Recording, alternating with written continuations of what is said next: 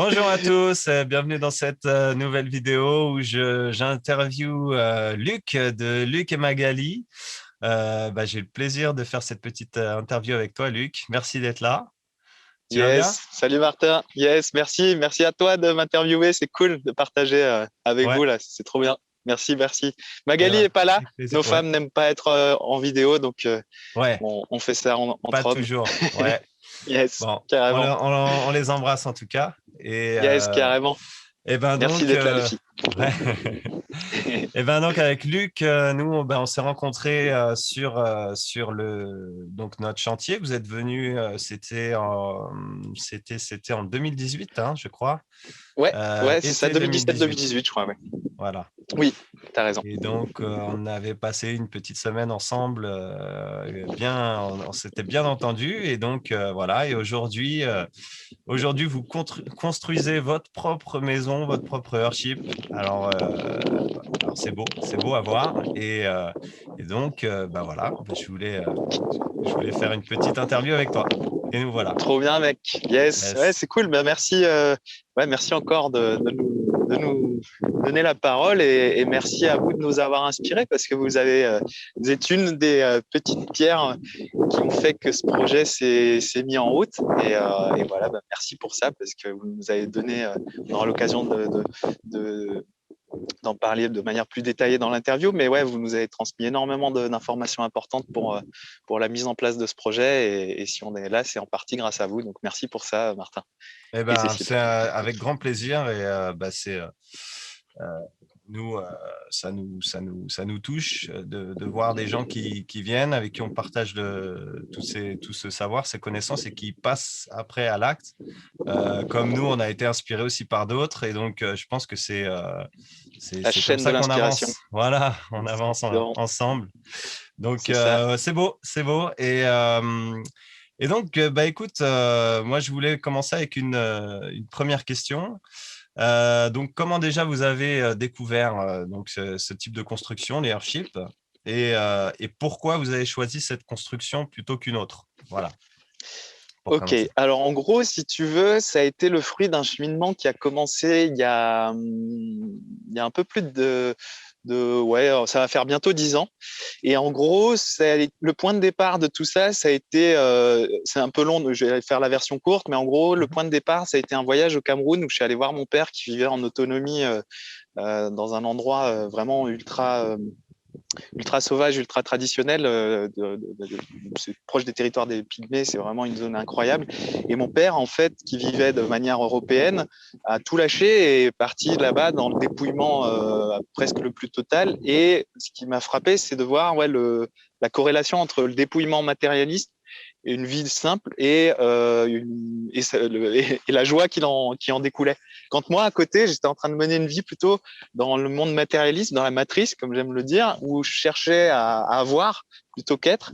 Et en fait, ça a été ce moment, ça a été vraiment un moment d'électrochoc pour moi. C'est un moment qui n'a pas été super drôle sur le coup parce que par la suite, je pense que je suis rentré dans une forme de dépression parce que je me suis pris un gros coup de bâton dans la gueule. Et ce coup de bâton, il m'a remis un peu à ma place. Ça a mis du temps, hein. Ça a été le début d'un cheminement qui a été assez long. Mais grosso modo, à partir de là, avec Magali, on s'est dit qu'il fallait que nos vies aient plus de sens, que ça soit tant par les choix professionnels que par après le style de vie, d'être en alignement avec nos valeurs, qu'elles soient écologiques, humaines, enfin bref, toutes ces choses-là, on vous laisse réaligner là-dessus. Et donc, ce réalignement, il a pris du temps, mais il s'est fait progressivement sur plusieurs années. Et parmi les choix qu'on voulait faire, c'était aussi le choix d'un habitat qui nous corresponde. Et donc, on commençait à étudier un peu ce qui se faisait en termes d'habitat écologique. Donc, on a vraiment tout passé en revue, hein, que ce soit les carters, les maisons pailles, les tiny house, les yurts. Enfin bref, tout ce qui se faisait en habitat écologique, on a tout repassé en revue, y compris les airships dont j'avais entendu parler, là encore une fois, par mon papa qui, il y a très longtemps de ça, m'avait montré le Trax d'Arte, le fameux, qui montrait le reportage Garbage Warrior de Michael Reynolds. Mhm. Et là, ça a été en fait un déclic je me suis dit, mais ouais, mais c'est ça en fait. Et c'était tellement sur le papier, dans la théorie, ouais, c'est tellement parfait, tu vois, le choix de l'habitat. Enfin, je pense que je suis pas convaincu. L'habitat est tellement ultime sur son concept qu'on s'est dit, bah, ok, c'est vers ça qu'on veut aller. Et la seule truc qui a fait que on hésitait encore, c'était on croyait pas que c'était possible. En fait, à cette époque-là, on s'est dit ok, on veut faire ça, mais on pensait pas que c'était possible. On s'est dit en France, ça passera jamais. Puis du coup, on a commencé à creuser, à se renseigner, à aller vers les communautés qui existaient, Archive France et tout, regarder ce qui traînait, ce qui existait. Et vous faisiez vous faisiez partie de ces gens. Et encore merci pour ça d'ailleurs, qui diffusait énormément d'informations. Vous aviez un blog à l'époque sur lequel on était accro à bloc, on regardait tout ce qui se passait et on se disait putain ouais, ils l'ont fait. Donc on s'est dit bah ouais, pourquoi pas nous, et voilà, on est parti dans cette idée. Ça c'était en 2016-2017. On a commencé à regarder pour acheter un terrain, on a commencé à entreprendre les démarches administratives, on a commencé à se former sur les chantiers. Là, je pense qu'on aura l'occasion d'en reparler dans l'interview. Mais voilà, c'est de là qu'est né, si tu veux, le projet Earthship dans notre cas, quoi. Ça a été ce cheminement-là. Génial. Super. Et alors, du coup, au niveau un petit peu, au niveau des étapes, pour faire une petite historique entre le moment où donc, vous avez décidé, on vous a dit justement, OK, bah, c'est possible, Ouais. déjà dans votre tête, en disant, oui, nous aussi, on a envie de le faire. Si d'autres le font, pourquoi pas nous? À partir de ce moment-là, à partir du moment où de ce moment-là jusqu'au moment où vous avez posé concrètement le premier pneu sur Ouais. le sol. Ça a été long. Ouais. Ça a été long pour plusieurs raisons. La première, c'était trouver un terrain qui soit propice à ça, sachant que Mag et moi, on n'avait pas d'attachement géographique, si ce n'est de pas trop s'éloigner de nos familles respectives. Donc là, on regardait sur 4 départements, Drôme, Vaucluse, Hautes-Alpes et Alpes de Haute-Provence. On a fait un tour en camion de 3 semaines sur 70 terrains différents. Okay. Notre choix s'est porté sur l'avant-dernier, donc autant te dire que Wow. on y croyait à la fin, on n'y croyait plus, mais heureusement l'avant-dernier était le bon. Okay. Et donc à partir du moment où on se décide, où on commence à chercher un terrain, où on entreprend les démarches administratives qui ont mis dans notre cas plus d'1 an et demi. Donc là, il fallait s'accrocher, et je remercie Mag qui pour ces parties-là, le projet ne serait pas né si elle n'était pas là, parce qu'il a fallu faire preuve d'une pugnacité d'un autre monde pour aller au bout des démarches administratives pour faire accepter ce projet. Dans notre cas, c'est parce que, je fais une petite parenthèse là-dessus, c'est pas la mairie qui bloquait, parce que la mairie nous avait donné un accord favorable, et merci d'ailleurs à Madame Cuqui qui nous portait vraiment, qui nous aidait à aller de l'avant. Mais le problème, c'est que maintenant, beaucoup de communes fonctionnent au niveau régional, c'est les préfets qui décident. Et c'est ça qui fait que ça a été très, très long, parce que il a fallu faire valider l'emplacement de la maison, le choix de la filtration, le choix de ne pas être connecté au réseau.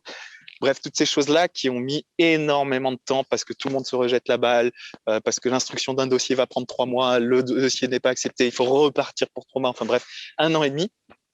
Et pendant ces démarches-là, on regardait pour se former. Donc là, on est parti on est parti en visite de 3 Earthships, dont 4 Earthships, dont 2 sur lesquels on a participé en chantier participatif, y compris donc le vôtre. Ouais. L'autre chantier, c'était lequel déjà? C'était celui de Joachim, qui est dans la Drôme. D'accord. Qui a fait un Earthship aussi. Il est tout seul. Et voilà, il était dans une phase où on apprenait en même temps que lui, et on venait de passer chez vous, donc on a pu un peu commencer à lui donner aussi des techniques, et du coup voilà, c'est un peu le cheminement, tu vois, qui a été fait. Et le premier coup de pelle, pour finir sur ta question, a été donné donc le premier confinement de l'année dernière. C'était le premier coup de pelle.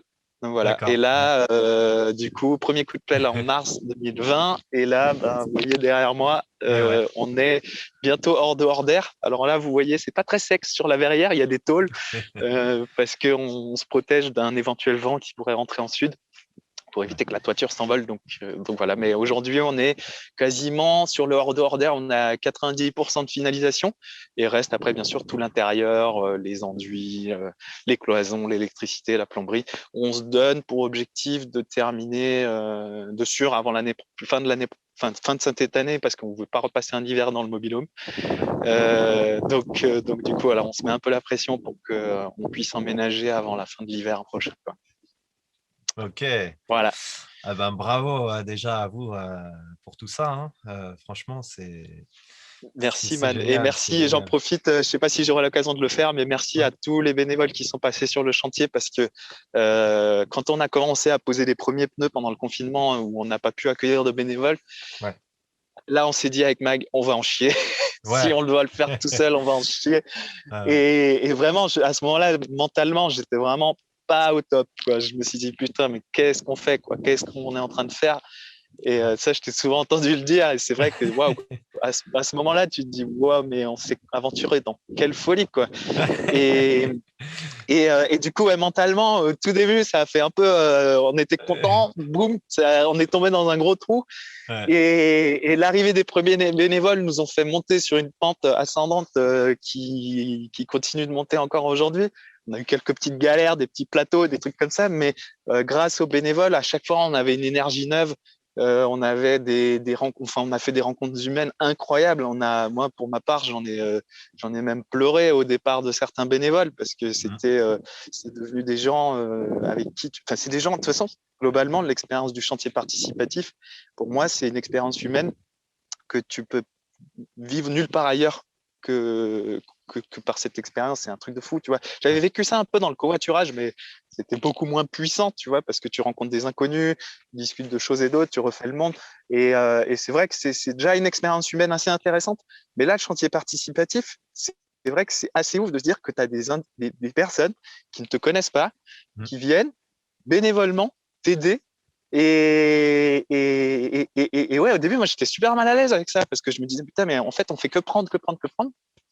Et en fait, on s'est vite rendu compte que c'était vraiment une expérience humaine à double sens, dans le sens où non seulement, effectivement, on prenait de l'aide, mais tout le monde repartait avec quelque chose. Ouais, c'est ça. Tout le monde repartait avec quelque chose, alors que ce soit des rigolades, une expérience technique, des expériences humaines aussi, tout simplement. Tu sais, par exemple, je dis n'importe quoi, mon expérience de burn-out professionnel, ben, j'ai rencontré des bénévoles qui en étaient en plein dedans, et j'ai pu faire passer des clés, tu vois. Après, je sais pas s'ils s'en serviront, mais j'ai fait passer des clés, et je pense que voilà, c'était ma manière de contribuer, tu vois, peut-être à leur cheminement de vie, sans aucune prétention, hein. Simplement, voilà, c'est des expériences de vie qu'on a eues et qui permettent peut-être à d'autres d'avancer.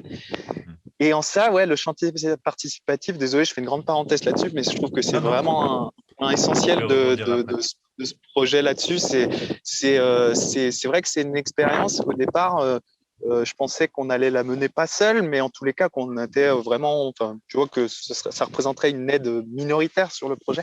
Et en fait, on se rend compte que cette maison, elle est imprégnée de tellement d'âmes, tellement de personnes, que ça en fait que c'est une expérience incroyable. Et je sais pas si tu te souviens, je t'avais une fois au téléphone, on s'était dit que ça allait même être dur l'après-construction, parce qu'en fait, là, on vit des expériences humaines incroyables en permanence, et je redoute le moment où tout ça va s'arrêter, et où il y aura plus toute cette dynamique humaine et tout.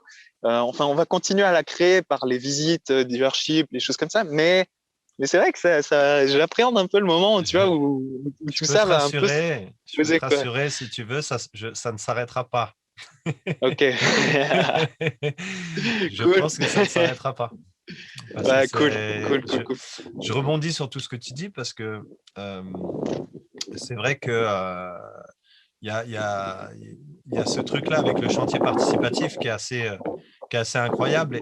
Et je pense que déjà, le concept même du Earthship, est intimement lié avec le chantier participatif, avec le fait que Clairement. c'est très difficile de faire ce genre de construction tout seul avec ses petits bras. Ouais, C'est ouais, ouais, quasiment impossible, quoi. Et c'est tout pas le à fait. but, surtout. Parce que c'est vrai que ce que j'ai essayé d'expliquer des fois à certaines personnes, c'est que si tu veux faire ta maison tout seul, tu fais ta maison avec des parpaings, tu fais ta maison euh, de façon conventionnelle. Bon, tout seul, c'est déjà chaud à faire, mais c'est faisable, quoi. Là, il y C'est a un clair. vrai choix de s'emmerder avec des pneus, à les tasser, à les remplir de terre, C'est clair. parce qu'on veut vraiment récupérer. Après, on sait que c'est une goutte d'eau dans l'océan, tellement des pneus, il y en a des quantités astronomiques. Mais c'est aussi fort, je pense, symboliquement. Voilà. Et donc, Clairement. ouais, cette idée du chantier participatif aussi, moi, je la ressens comme toi, où il y a Mm. vraiment un échange. Et nous, on a vu vraiment aussi, juste pour finir là-dessus, que c'est un prétexte un petit peu aussi, le chantier. Ce qui est avant tout important, c'est Mm. les rencontres et des gens qui arrivent, qui eux-mêmes nous disent que avec leur famille, on leur dit, mais vous allez aider des gens que vous ne connaissez pas. Et donc, C'est clair. c'est très compliqué pour beaucoup de gens de concevoir ce truc-là. Il y a cette idée d'ailleurs, euh, on en reparlera, j'aimerais bien en reparler, c'est un peu jeter le pavé dans la mare. Il y a cette idée de, Mm. on va exploiter des gens, c'est pas bien, c'est malsain, c'est machin. Cette idée-là, elle est dans l'esprit de tout le monde parce que je pense, ça c'est mon analyse, on est dans ce genre déjà de société d'exploitation Clairement. Clairement, clairement. dans les entreprises, Où tout est régi voilà, par l'argent, où il faut capitalisme. forcément, effectivement, ouais, il faut forcément une relation où il y a un échange monétaire, où il y a des choses. Et c'est vrai que c'est clairement un formatage, un conditionnement qu'on nous a donné, que moi-même, comme je te l'ai dit hein, dans la vidéo, au départ, j'avais du mal à Ouais, appréhender nous ça. aussi, nous aussi. Et en fait, non, waouh, il y a C'est autre quand chose que tu le l'argent, fais quoi. Il que y a vraiment, il y a un déclic qui se passe, quoi. Ou quand tu c'est ça, participes, ou voilà. clairement. Je pense, et c'est vrai que je pense que c'est plus une projection qu'on fait sur Mm, cette mm. idée de chantier participatif en disant Ouais, ouais. que non, c'est pas bien. Alors il y a Mm, mm. vraiment un échange. Je veux dire, Tout à fait. où est-ce qu'on peut mieux apprendre que sur un chantier en faisant C'est clair. quelque chose? Ouais, en exemple concret, en ce qui nous concerne, quand on est venu chez vous, tu vois, on m'a donné de notre temps et moi, on est reparti avec des choses qui nous ont été essentielles sur le plan de l'organisation du chantier. Tout nous a transmis des choses incroyables sur ouais, comment organiser le chantier, comment gérer l'humain, parce que l'humain, c'est une variable qui peut être souvent compliquée à gérer. Il faut faire avec les émotions, il faut faire avec les peurs, avec les personnalités de chacun et tout. Et tu nous avais donné des bons outils pour justement bien appréhender tout ça. Et ça, c'était vraiment ouais, sur le plan organisationnel humain. Et puis, ouais, tu nous avais aussi bien mis en garde sur le fait que ça allait être dur, que voilà, il fallait être fort mentalement, physiquement. Même si là-dessus, tu aurais dû insister un peu plus. On parce que, n'insiste jamais parce que assez. parce que putain, je me souviens de l'histoire que tu m'as racontée, que tu allais quelquefois en forêt gueuler un coup pour expulser tout ton agacement. Et ouais, j'ai pas de forêt à côté, mais j'aurais bien aimé aller gueuler quelquefois tellement on n'en pouvait plus. Ouais. Mais ouais, ouais, c'est ça. Merci Ouais, pour ça alors, aussi de m'avoir mis en garde parce que insiste bien pour tout le monde. On ouais, insiste bien. ouais, C'est je fais une très, petite très, très, très parenthèse. dur. Ouais, non, mais vraiment, vraiment, je pense sincèrement, tu me l'avais dit, mais soit je l'ai pas entendu ou c'était pas, j'étais peut-être pas prêt à l'entendre aussi fort, mais vraiment pour ceux qui nous écoutent là, et je l'ai dit dans une autre vidéo là que j'ai fait sur ma chaîne, c'est il faut être fort, il faut se connaître déjà soi-même très bien, je pense, pour se lancer dans un projet comme ça, il faut connaître ses réactions, ses émotions, ses peurs, ses limites. Et si on le fait à deux, il faut connaître parfaitement la personne avec qui on est. Et il faut connaître aussi l'entité du couple dans son ensemble. Il faut pas, tu vois, ça fait trois choses. Il y a soi, l'autre et le nous. Et je pense que une fois que tu as validé ça, tu peux t'engager, mais en sachant, je le répète, que ça va être très, très, très, très dur, tant sur le plan physique que sur le plan du mental. C'est une expérience où le corps est franchement mis à rude épreuve parce que il faut soulever de la terre, moi, j'ai pas une condition physique de psychopathe et c'est vrai que ça implique vraiment de fournir un effort physique très intense. Et le mental, parce que là aussi, je l'ai dit dans une de mes vidéos de manière plus détaillée, parce que un chantier, c'est beaucoup de galères, c'est des choses qu'on ne maîtrise pas, des variables météorologiques, des variables mécaniques, des variables humaines. Et c'est vrai que ces variables-là, quand elles te claquent dans les doigts, putain, il faut faire preuve d'une grosse résilience parce que tu as envie quelquefois, au tout début, nous, on aurait baissé les bras devant la moindre épreuve. Et là, aujourd'hui, je t'avoue que peut nous arriver quoi que ce soit. Bon, c'est comme ça, il faut faire avec et boum, tu transformes, tu rebondis. Mais c'est vrai que cette sagesse, au début, moi, je l'avais pas. Tu vois, peut-être qu'il y a des gens qui sont dotés de ça de manière innée. Moi, je l'avais pas. J'ai dû l'apprendre et ça a été très dur. Mais voilà, je referme cette parenthèse sur Ouais, l'intensité physique et mentale bien sûr. dont, Alors que après, ça demande. c'est comme les accouchements. Je pense qu'avec les femmes, on leur dit que, que c'est très dur. Et puis C'est après, ça. en général, elles s'en rendent compte. Bon, pour celles qui prennent pas forcément la péridurale et tout, mais je fais le parallèle parce que c'est arrivé donc à Cécile, dans le sens où tout le monde, elle n'a pas fait de péridurale, tout ça. Et il y a beaucoup de gens qui lui ont dit que ça faisait très mal, que c'était dur. Et puis, Mhm. après, on lui a dit, ouais, mais il fallait insister un peu plus. Après, bon, on ne veut pas décourager non plus. Mais ce que je veux dire, c'est que, euh, en tout cas, je pense que si il y a des choses qu'on ne connaît pas encore bien de soi et de l'autre, parce que Mhm. de toute façon, on apprend toujours, eh ben, je trouve que le chantier, en tout cas cette expérience, nous pousse dans tous nos Tout à fait. retranchements. Et donc, c'est vrai que nous, je le dis souvent, mais on a l'impression de se construire nous-mêmes en construisant la maison, en fait, tu vois. Tout à fait, tout à Et fait. c'est Ouais, ouais, c'est et une belle image de ce que j'ai ressenti aussi tu au ressens, travers ouais. de ce chantier. Ouais, ouais, ouais, ouais. Et du coup, C'est vrai.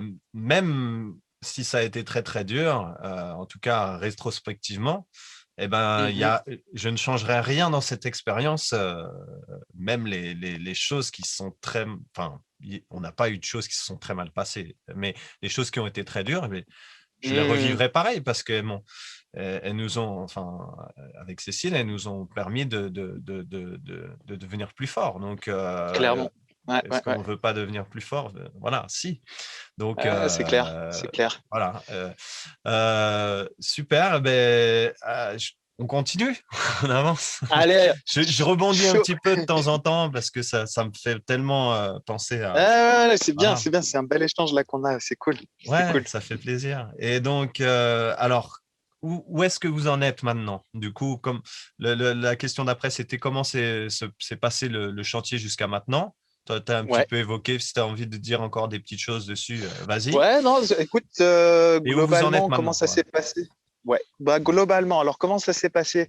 Euh, Sans me répéter avec ce qu'on a dit tout à l'heure, ouais, on a été accompagné techniquement par Mathieu, donc globalement, ça a été, on s'est jamais senti vraiment seul dans cette aventure. Il y a aussi toute la communauté. Ça, c'est d'ailleurs un point qu'on va peut-être élargir par après, mais grosso modo, ouais, on s'est jamais vraiment senti seul face aux problèmes qu'on rencontrait. Au contraire, on avait même, je sais pas si toi tu l'avais vécu, on avait même une autre problématique face au problème, c'est qu'on avait trop de solutions. Et du coup, tu OK. avais la solution de mon papa, la solution de Roland, la solution de Mathieu, quelquefois la tienne. Et là-dedans, eh ben, tu es dans la paralysie du choix et tu dois faire le bilan de quelle est la meilleure solution, peser les pour, les contre. Et souvent, c'est difficile parce que tu te retrouves face à des solutions qui peuvent être sympas. Enfin bref, du coup, c'est quelquefois compliqué de se décider. Surtout qu'on n'est pas dans le bâtiment conventionnel. Donc en fait, t'as pas ce qu'on appelle les DTU, tu sais, de construction où tu as une norme et tu appliques cette norme et tout va bien. Là, t'as des variables, il y a autant de variables possibles que de personnes. Et donc, ouais, c'était un peu compliqué pour ça, dans le déroulé du chantier. Mais sinon, ouais, non, globalement, humainement parlant, c'était incroyable. Il n'y a jamais eu d'accro avec les bénévoles ou quoi, même avec ma chérie. Bon, quelquefois, il y a des moments un peu tendus, mais voilà, c'est la Hmm. fatigue, c'est des choses comme ça. Donc, tu prends du recul sur tout ça et hop, tu avances. Techniquement, je pense que c'est à la portée de tous. Et je rebondis sur ce que tu disais dans ta précédente vidéo là que tu as fait, où tu répondais aux questions, c'est que je pense qu'il faut pas forcément être un très bon bricoleur. Il faut juste se dire que c'est possible et enlever ses peurs. C'est vraiment une question de peur.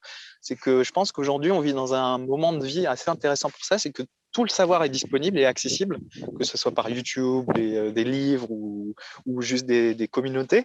Et en fait, le seul point de blocage qu'il peut y avoir dans tout ça, c'est ses propres peurs. Et je le voyais, moi, tu vois, conduire le tractopelle, je l'avais jamais fait avant. Je me suis dit, bah, non, je vais devoir missionner quelqu'un pour le conduire, ce truc-là. Et en fait, non, une fois que tu as fait péter tes peurs, tu te fous au volant. Et c'est pareil que conduire une bagnole, quoi. Tu apprends un peu, tu prends les trucs en main et roule ma poule. Et c'est vrai pour tous les corps de métier qu'on a pu aborder au travers de ce projet, parce que tu dois t'improviser conducteur de travaux, chef de chantier, conducteur d'engin, maçon, électricien, plombier, terrassier. Enfin bref, tu es obligé d'improviser dans tous ces corps de métier. Et sans en être un expert, mais tu deviens, en tous les cas, tu peux maîtriser un peu les fondements de base et ça devient possible de construire ta maison, je pense, même si tu n'es pas issu du monde professionnel. Désolé, j'ai fait une petite digression par rapport à ce qu'on disait sur le chantier, mais voilà, grosso modo. Ce qui n'enlèvera pas le boulot au plombier, tout à fait. et à tous les artisans. Clairement. On n'est pas en train d'essayer de dire qu'il faut faire tout seul, mais par la force des choses, en termes de budget, voilà, nous, c'est ce qu'on a choisi de faire aussi, parce que voilà, c'est avant tout une question de budget, ouais, clairement. Et ça rend la chose possible plus accessible. Voilà, c'est le ratio temps-argent, comme je disais, on va passer beaucoup plus de temps. Mais ça va coûter beaucoup moins cher du coup, voilà. C'est ça. Bon, ouais, non, clairement, c'était vraiment uniquement pour des questions budgétaires. C'est clair. Bien sûr. Et sinon, tu vous en êtes maintenant? Ouais, bah du coup, bah là, on a presque le clos couvert, hein, on est presque hors de hors d'air. On va poser la verrière, là, je pense, très rapidement. Et puis après, il restera tout l'aménagement intérieur, les cloisons, les enduits, l'électricité, la plomberie, la pose des vitres, des fenêtres et tout. Enfin voilà. Donc, on en est là. Le chantier participatif est ouvert. On a beaucoup de demandes. Malheureusement, on n'arrive pas à répondre à toutes les demandes favorablement. C'est assez dingue d'ailleurs. Je ne pensais pas ça aussi. On allait devoir refuser du monde. Mais voilà, on essaie de faire en sorte d'accueillir le maximum de monde et de transmettre cette. Il n'y a pas de hardship. Il n'y a pas assez de hardship qui se construisent. C'est grave. C'est clair. Allez-y. C'est clair. Mais là, ça explose bien. Là, tu as vu, il y a une belle dynamique là. Ouais, il y a une belle dynamique. C'est clair. C'est cool. C'est super. C'est cool. C'est dans le monde, hein, c'est international. Hein, donc, c'est clair. C'est super d'avoir ça aussi en France. Et puis voilà, on espère que ça va rester aussi possible de continuer. Mais en même temps, c'est tellement, je veux dire, évident comme dans cette idée de transition écologique. Bon, pour utiliser des mots un petit peu tout fait, mais c'est voilà, clair. je veux dire, c'est pas difficile à défendre comme projet sur le plan, on va dire, éthique, quoi, on va dire. Tout à fait. Et voilà, et ce qui m'amène à ma dernière question. Comment vous voyez dans l'avenir justement de ce mouvement? Et plus largement, comment vous imaginez que dans la société, ça puisse évoluer? Alors, si tu as envie de me dire un peu ta vision de l'avenir, voilà, comme tu l'imagines, comme tu l'aimerais, comme tu… Voilà. Eh ben, écoute, la vision à moyen long terme de ce projet, c'est déjà de valider ce que nous, on avait prévu en faisant ce projet, c'est d'être autonome au maximum sur le plan donc énergétique, eau, chauffage et alimentaire. Ça, c'est vraiment l'objectif à court terme, c'est de pouvoir se dire, OK, on est en capacité d'être autonome à, je dis n'importe quoi, 80% de nos besoins. Une fois que cet objectif sera rempli, on espère faire en sorte que ce lieu soit éventuellement un lieu de transmission de toutes ces thématiques, tu vois, que ça soit, je te dis n'importe quoi, on peut très bien transmettre par la suite, quand on aura suffisamment acquis d'expérience sur la permaculture, sur la production solaire, la phytoépuration, comment fonctionne une maison bioclimatique en général. Enfin voilà, être, si tu veux, dans cette démarche de passage, de transmission. C'est quelque chose que moi qui m'anime depuis toujours, tu vois, c'est que j'ai l'impression que une de mes présences ici sur ce vaisseau Terre, c'est de passer, et je pense que ce projet te permettra de faire passer des belles choses, comme tu l'as dit, dans un monde où il faut, je pense, aller de plus en plus vers ce genre de choses. Et je sens qu'il y a vraiment aujourd'hui un éveil qui est en train de se faire sur plein de plans, que ce soit écologique, spirituel, philosophique. Enfin, tu vois, il y a quelque chose qui est en train de se passer. Et ce qui est cool, c'est qu'on va plus toucher uniquement des personnes qui sont convaincues par ça, mais on va aller un petit peu au-delà et on va aller toucher des gens qui n'y croyaient pas forcément il y a peu de temps. Et je pense que tu vois, cette crise sanitaire et d'autres choses font que ça va élargir le champ des possibles en essayant de toucher le maximum de personnes. Et de l'autre vision à moyen, ça c'est une vision plus à court moyen terme, c'est s'inscrire dans une logique de passation d'informations sur la construction de ces maisons. Aujourd'hui, pendant le projet, moi je suis vidéaste aujourd'hui, je fais de la vidéo sur plein de thématiques, mais je voulais mettre à contribution ce que je fais en faisant des formations. Et du coup, j'ai documenté énormément de choses sur la manière de construire cette maison. Et voilà, j'aimerais par la suite faire en sorte que cette masse d'informations puisse bénéficier à ceux qui veulent s'engager dans ce type de construction. Parce qu'aujourd'hui, l'information, elle est un peu disparate. Tu as beaucoup de choses aux États-Unis dans des livres, des choses comme ça. En France, tu as des choses sur les forums qui sont un peu éclatées. Tu as très peu de référents techniques qui sont disponibles pour assister les personnes dans ces projets-là. Il y a aujourd'hui une référence qu'on connaît quasiment tous, c'est Mathieu Guillaumard.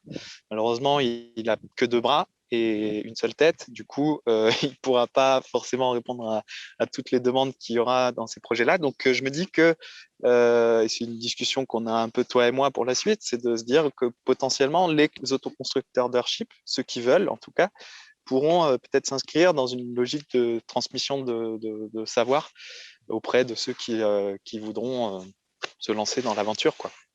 Ouais, Donc voilà, après, il faudra voir sous quelle formule on l'imaginera. Tout ça, c'est en construction. Mais voilà, l'idée, ça serait peut-être d'être un peu sur le terrain ou à l'écoute, en tous les cas, de ceux qui veulent se lancer, quoi. Oui, et puis Teasing. c'est super tout ça, parce que c'est vrai que nous, c'est le sentiment vraiment qui nous a habité tout le long de la construction, et puis jusqu'à arriver à la fin. On n'est pas totalement à la fin, mais on est très proche. C'est justement, nous, il y a 300 personnes qui sont venues sur le chantier. Donc, C'est ouf. voilà, il y a eu plein de monde, plein de rencontres, plein de choses. On a énormément reçu, pas que d'ailleurs des gens sur le chantier participatif, mais aussi des gens qui nous ont aidés administrativement. On est tombé sur des gens super. Et donc, il y a cette logique aussi de rendre l'information. C'est-à-dire que on est dans une logique de partage. Je vais recevoir de quelqu'un, et puis je vais donner à quelqu'un d'autre, et puis cette autre personne C'est va ça. redonner à quelqu'un d'autre. Et on sort un peu, on rentre dans une logique de collectif. Et puis après, on se soutient tous les uns les autres. C'est pour ça que tu me disais merci à vous pour tout ça, mais merci à vous aussi, surtout.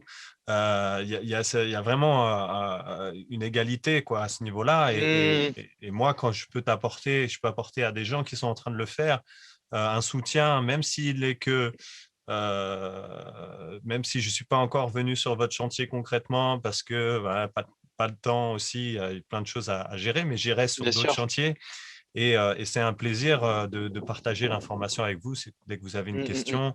Donc voilà, il y a une solidarité aussi qui se fait. Ouais, tout à fait. On construit nos maisons, quoi. On construit des lieux de vie, on construit des lieux qui pourront aussi après servir de dire, bon, bah voilà, c'est la preuve concrète que c'est possible, quoi. Donc, cette question qu'on se posait, nous, avant, en disant, mais est-ce que c'est possible? Et que plein de gens, je pense, doivent se poser encore. Eh ben, concrètement, oui, les preuves sont là, concrètes, elles sont matérialisées. Donc, oui, tu le vois, c'est possible. Et donc, on est vraiment dans quelque chose qui part d'un état d'esprit, d'une idée, et puis voilà. Et donc, oui, c'est super, ça résonne énormément, tout ce que tu dis aussi. C'est clair. Avec, cool. Voilà, et puis on est ensemble, quoi. Donc voilà. Carrément. Non, c'est cool. Je voulais dire autre chose, mais ça me reviendra peut-être. En tout cas, donc il y a la chaîne, donc les autonomistes, que je vais mettre dans la description. J'en ai déjà parlé dans une dernière vidéo. Je vous invite chaleureusement à aller vous abonner, à aller soutenir leur chaîne, regarder aussi les infos qu'ils vont pouvoir mettre. Que nous, on n'a pas. Tu es vidéaste, donc c'est génial de pouvoir documenter aussi en live ce que vous faites quand vous avez le temps, parce que j'imagine que ça prend du temps, ouais. C'est pas facile de gérer les deux.